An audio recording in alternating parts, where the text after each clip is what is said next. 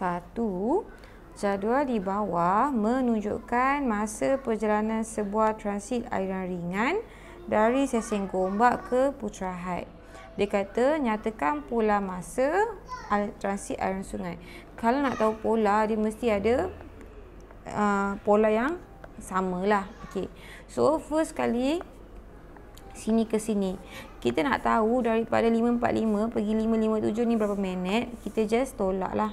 So 557 tolak 545, kita dapat 2 5. Okay, 5 tolak 4 dapat 1 lah. Okay, 12 minit. So ni adalah 12 minit. So biasanya kita akan check lah, should be kalau pola sama lah. Okay, ni should be pun 12 minit juga. Okay, nak confirmkan 557 tambah dengan 12 minit. Okay, ni 9. Ni kita dapat 6. Kita tahu 1 jam sama dengan 60 minit. So, bila kita dapat 6 kat sini, kita beritahu macam ni. Maksudnya, dia akan tambah 1, dia akan jadi 6. Tolak. Yang belakang ni tolak 60, kita dapat 09. Dapat sama. So, 69 tambah 12 minit, kita dapat 621 lah. Okay. So, apa pola dia? Kita boleh nampak pola dia ni adalah dia tambah 12 minit daripada masa sebelumnya. Okay, kalau tengok 20 minit ni salah lah. 17 minit salah, 15 minit. So, 12 minit. Semua ni, alamak. Semua ni 12 minit. So, jawapan dia D.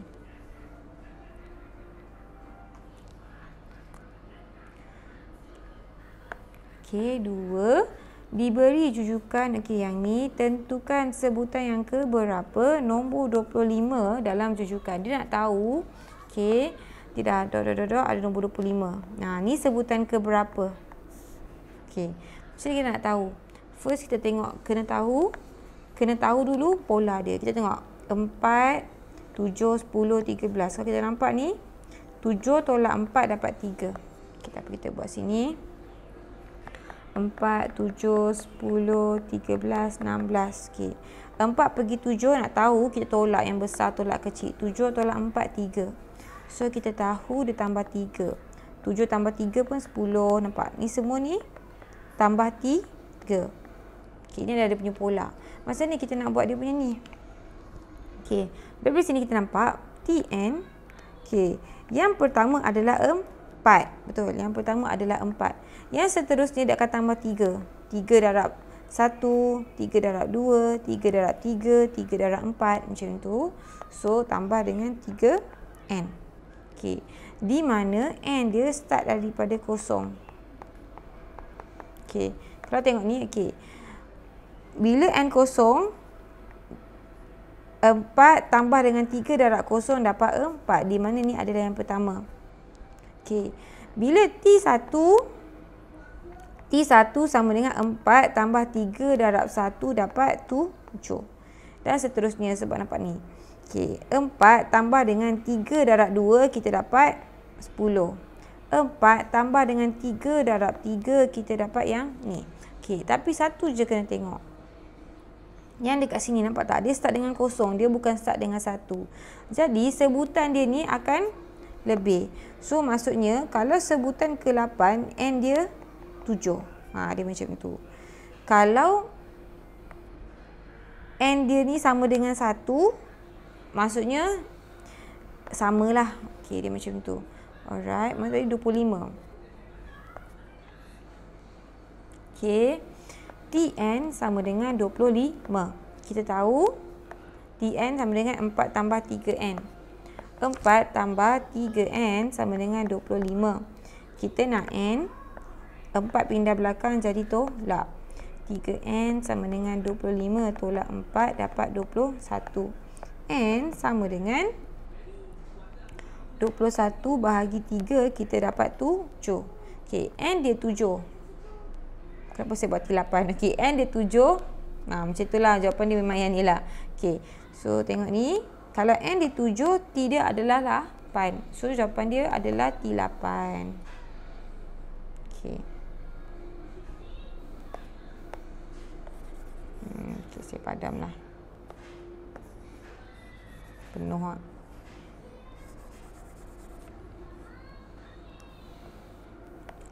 yang manakah merupakan satu jujukan. Kalau satu jujukan, dia mesti pola yang sama. Okey. Dia mesti pola yang sama. Okey, untuk setiap turutan ni dia mesti sama. Okey, kalau tak sama maksudnya dia bukan jujukan lah. Okey. Tengok yang first ni. Okey. 4 pergi 19. 19 tolak 4 kita dapat 15. Okey. 19 pergi 34 tolak 19 pun kita dapat 15. So dia tambah 15, betul? Tapi 34 pergi 48 tolak 34 dia 14. So dah tak sama. 15, 14. So ni bukan jawapan dia lah. Okey, yang bawah ni pula. Okey, 45 pergi 129. 145 tolak 129 kita dapat 16. Dia makin kecil dia tolak lah. Ni pun sama. 129 tolak 113 16. So tolak 16. Okey. 113 tolak dengan 16 kita dapat 97. So ni tak sama. So salah. Adapun kalau kita tengok 113 yang ni kan. 113 tolak dengan 99 kita dapat 14 lah. So ni tolak 14. So tak samalah. So salah lah. Okey. Okey. 0.25 pergi 0.125. Okey, kalau kita tengok ni, nombor dia kecil, dia banyak ni. Ni bukan tambah tolak lah kalau tengok. Dia makin kecil ni macam bahagi. Okey, nak tahu bahagi apa? 0.25 bahagi 0.125. 0.25 bahagi 0.125. Kita dapat 2. So yang ni adalah bahagi 2. Kita test lagi. 0.125 bahagi 2 dapat tak yang ni? Okey. Kalau guna kalkulator kita bahagi ni kita dapat. Okey. Yang ni pun kalau kita bahagi 2 kita dapat 0.625. Alamak, saya nak guna ni. 0.625 bahagi dengan 2 kita dapat yang ni. So ni adalah jujukan. Okey. Kalau cek yang bawah ni should be pun salah lah, tapi kita test lah. Okey. 0.4 pergi negatif 0.8.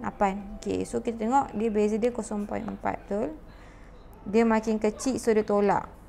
Okey, 0.8 pergi negatif 0.6, dia tolak 0.8. Dia bukan tolak 0.4.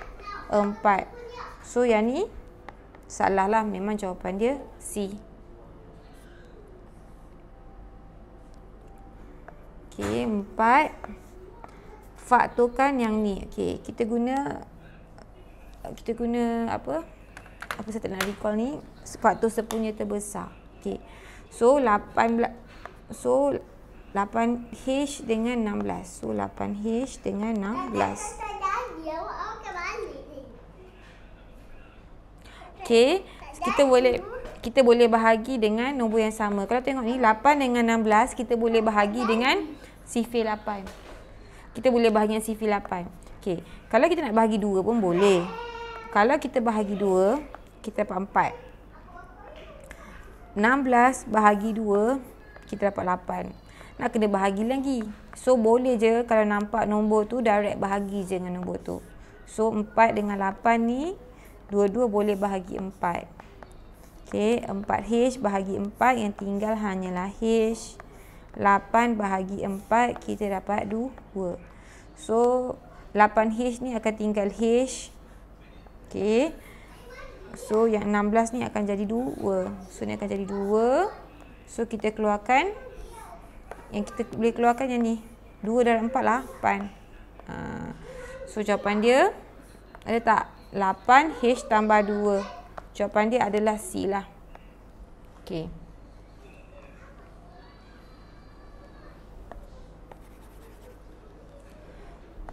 Okey, antara berikut yang manakah faktor sepunya terbesar? Ni sama macam atas. Okey, kita ada 8XY. Kita ada 20, Y kuasa 2. Tengok. Tak kisah nak bahagi nombor dulu boleh. Nak bagi huruf yang sama dulu pun boleh. Tak ada masalah. Kalau tengok sini ada Y. Ni ada Y kuasa 2. Maksudnya ni boleh bahagi Y. Ni pun boleh bahagi Y. Boleh je keluarkan Y dulu. So 8x, okey. 8xy bila bahagi y, y dah hilang. Okey. 20y kuasa 2 bila bahagi y, y dia tinggal kuasa 1. Okey.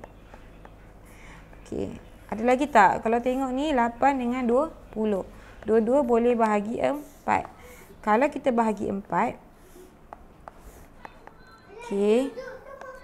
8 bahagi 4 kita dapat 2. 2x lah. X ni tak hilang. Okey, 20 bahagi 4 kita dapat 5. 5y. Okey. So kita tengok faktor sepunya terbesar yang kat luar ni 4y sama dengan 4 darab y dapat 4y. So jawapan dia C. 6 diberi bahawa okey ni sama dengan ni. Okey, lepas tu dia kata yang manakah merupakan salah satu faktor bahagian ni. Okey, dia bagi 3AB tolak AC tambah 9B kuasa 2 tolak 3BC sama dengan A 3B tolak C tambah 3B tolak C. Okey. Kalau tengok ni nampak ni 3B tolak C, 3B tolak C. Bila sama maksudnya kita boleh faktorkan keluar yang dekat luar ni. So yang dekat luar ni ada apa? Yang kat depan ni ada A, yang ni ada tambah 3B. So dia akan jadi A tambah 3B. Kita boleh faktorkan keluar. Sebab kenapa ni sama? 3B tolak C. Dia kata yang manakah merupakan salah satu faktor. So sama ada yang ni atau yang ni lah. So jawapan dia A tambah 3B. Ni dah lain lah. 3A tambah C ni 3B tolak C. Okey. 7. Yang manakah pemalar? Kalau pemalar maksudnya tak akan berubah. Nadi boleh berubah-ubah. Salah. Bucu bagi oktagon memang 8 lah. So B. Suhu di muar. Suhu boleh berubah-ubah. So bukan pemalar. Lepas tu tinggi. Tinggi dalam setahun. Orang boleh je makin tinggi. So salah. Jawapan dia B lah. Okey. Nombor 8. Diberi G sama dengan 3H tolak 2. Sekarang dia nak cari H. Bila dia nak cari H, semua yang kawasan ada H ni kita pindahkan. Biar tinggal H je. Okey. Kita pindahkan 2. 2 ni negatif. Bila pindah dia akan jadi positif. Sini akan jadi G tambah 2. Dapat tak? 2 yang masuk ni dah jadi positif. Sama dengan 3H. Kan? Ataupun sama je 3H sama dengan G tambah 2. Kalau nampak boleh terpusing. Okey.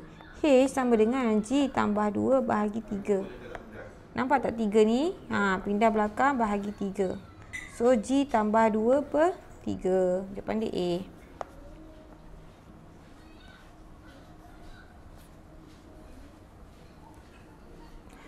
Antara berikut yang manakah benar untuk K sebagai perkara rumus? Kalau perkara rumus maksudnya dia lamin dia. K sama dengan apa dia?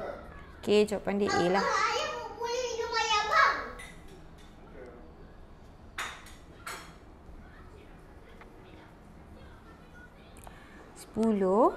Berapakah bilangan paksi simetri pada sebuah hepsagon sekata? Okey, hepsagon ni ada 7 bucu lah. Kita tahu paksi simetri dia sama dengan bucu dia. Kalau dia ada 7 bucu, maksudnya dia ada 7 simetri lah. Jawapan dia D.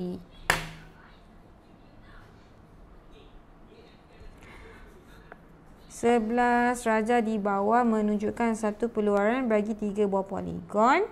Yang manakah poligon sekata? Kita tahu kalau sudut peluaran sama dengan 360 bahagi dengan berapa sudut. Okey, dia mesti dapat nombor bulat lah, bukannya pecahan. Kalau pecahan maksudnya dia tak ada bucu lah. Dia bukan poligon. Okey, ni 30. 360 bahagi dengan 30 dapat 12. So, ni ada. 360 bahagi dengan 40. 360 bagi 9 kan. 49. So, ada. 360 bahagi dengan 50. Kita dapat 7.2. Ni bukan nombor bulat lah. So, salah. Dia kata poligon. Soalan tanya mana yang poligon sekata. Poligon sekata yang ni lah. Iaitu P dan Q. P dan Q. Okey, A.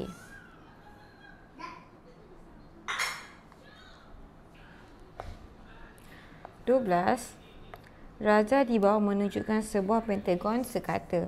Cari nilai Y. Okay, kita tahu kita boleh cari sudut pedalaman. Dan kita boleh cari yang lain lah. Okay, sudut pedalaman formula dia N tolak 2 darab 180 bahagi dengan N. Okay, kalau kita tengok kita pentagon. Maksudnya kita ada 5. Buculah N sama dengan 5. Okey, tekan kalkulator. 5 tolak 2 darab 180 bahagi dengan 5. Kita dapat 108.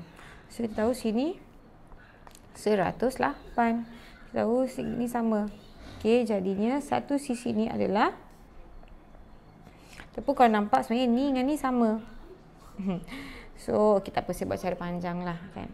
So, kalau tengok ni, okey, nak cari yang kat sini. Kita macam ni 108. 180 tolak dengan 108, kita dapat 72. Okey, 72 ni untuk sini dengan sini. Bahagi 2, 3, 6. Sini 36, sini pun 36. Okey, tengok balik yang dekat sini. Okey, nampak sini 36, sini 36. Semua ni 108. So, kita tahu 36 tambah Y tambah dengan 36 sama dengan 108. Y sama dengan, okey, ni pindah belakang. 108 tolak 36 tolak 36, kita dapat 36. So, jawapan dia adalah C. Okey.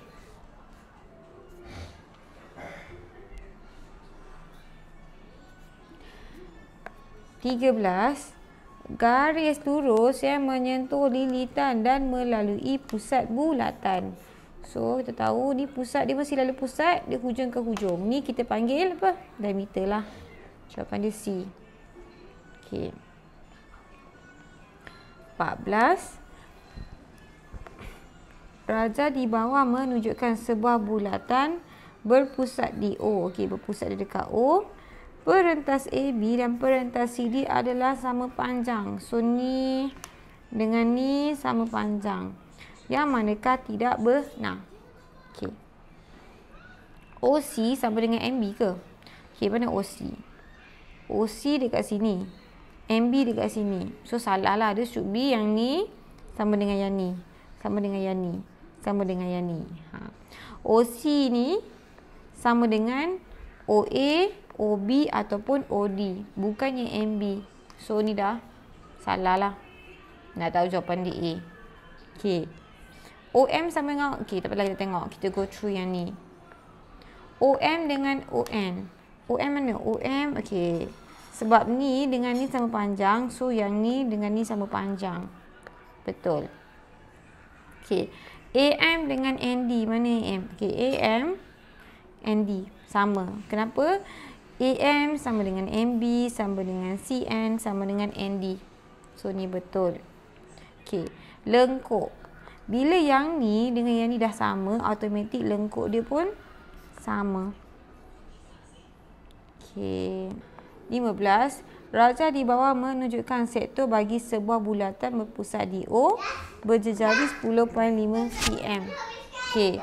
Perimeter seluruh raja 43 cm. Cari theta. Kita tahu kita punya perimeter bulatan sama dengan 2 pi J. J ni je cari.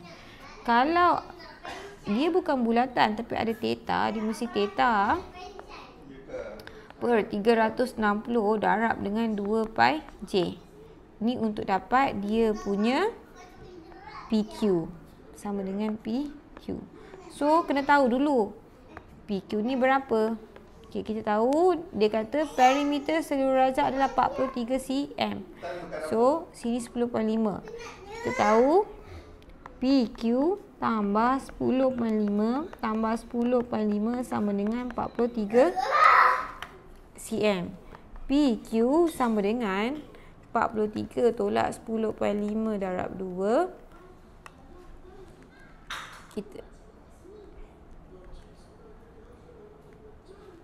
Kita dapat 22. PQ sama dengan 22. So, kita tahu. Okay, masukkan balik dalam formula yang ni. Okay. Theta per 360 darjah darab dengan 2 pi. Jari dia apa? Jari dia ni lah 10/5. Sama dengan PQ. PQ kita 22. Okay.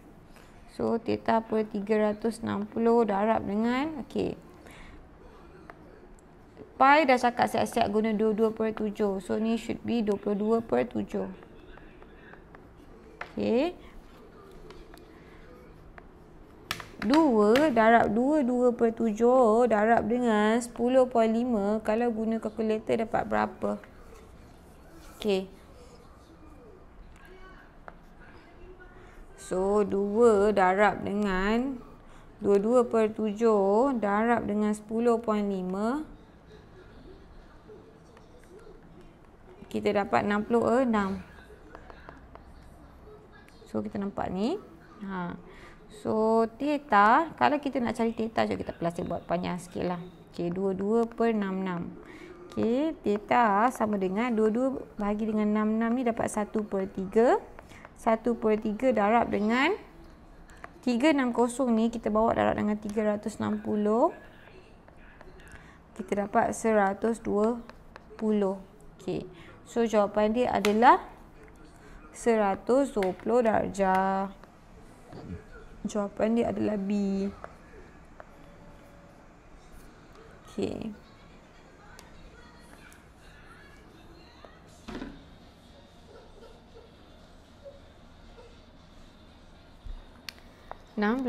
Antara bentuk geometri yang berikut, yang manakah mempunyai dua keratan rentas yang selari. Keratan rentas yang selari.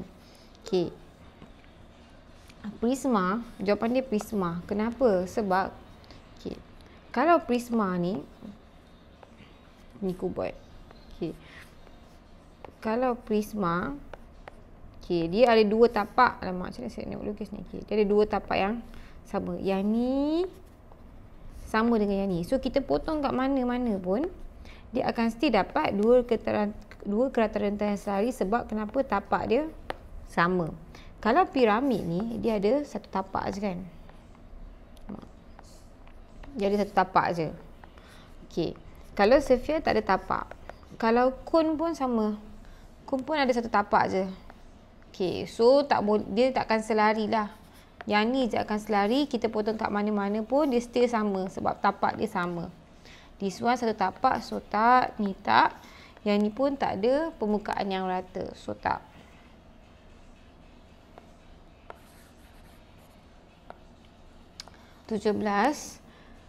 Sebuah sfera dimuatkan ke dalam kotak berbentuk kubus dengan tepi 6 cm. Okey, dia kata kubus maksudnya semua sisi samalah. So kubus ni semua sisi dia 6 cm. Ni 6 cm, 6 cm, 6 cm. So, dia kata dia masukkan sfera. Sfera ni bentuk bulat lah, penuh dalam ni. Okay, kita tahu hujung ke hujung ni 6 cm. Okay, cari isi padu sfera dalam sebutan pi. Kalau dia kata dalam sebutan pi, maksudnya pi ni tak payah tukar kepada 22/7 ataupun 3.142. Tak payah. Kita kekalkan pi. Okey. So, apa formula sfera? Formula sfera sama dengan 4/3 pi jejari kuasa 3. Jejari ni separuh daripada diameter iaitu 3 cm lah. Sama dengan 4/3 pi J ni 3 kuasa 3. Yang ni tak payah kira, tekan kalkulator 4/3 darab 3 kuasa 3 dapat berapa?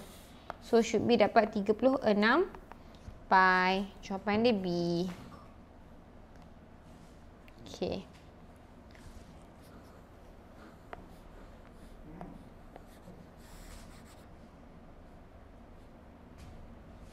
Okey. 18. Sebuah silinder tegak mempunyai jejari 3.5 cm. Okey, silinder tegak. Okey, kita tahu silinder tegak 3.5 cm. So, sini 3.5 cm. Alamak. 3.5 cm. Dia kata tinggi silinder dan diameter tapak silinder adalah sama. So, sini dengan sini sama. Kalau sini X, sini pun X. Kita tahu dia punya 3.5. So, dia punya diameter 3.5 darab 2 iaitu 7. So, sini 7. Sini pun 7. Okey. So, dia nak suruh kira isi padu dalam sentimeter persegi.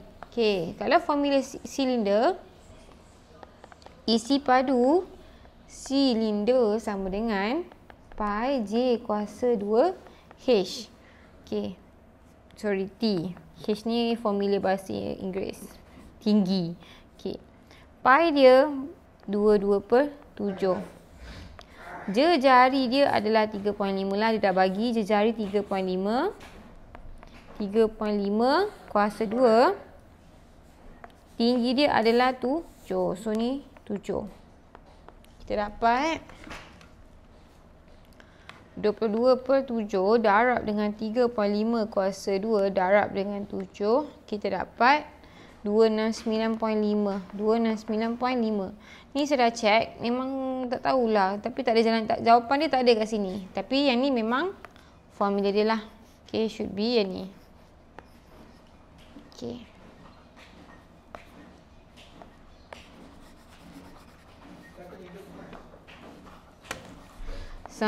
Koordinat titik L adalah 9 negatif 5. Jaraknya dari paksi Y ialah, okey, 9 ni X. Yang ni adalah Y lah. Kita tahu daripada paksi Y. So, ni paksi Y. Jarak daripada paksi Y mestilah koordinat X. Iaitu 9 negatif 5. Sini ke bawah lah. So, kita kata 9 negatif 5. So, jarak dia dari sini ke sini adalah jarak pada X iaitu 9 unit.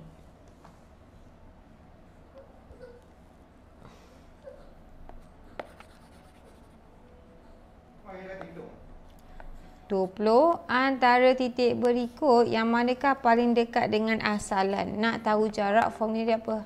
Jarak sama dengan punca kuasa 2 X kuasa 2 tambah Y kuasa 2. Okey.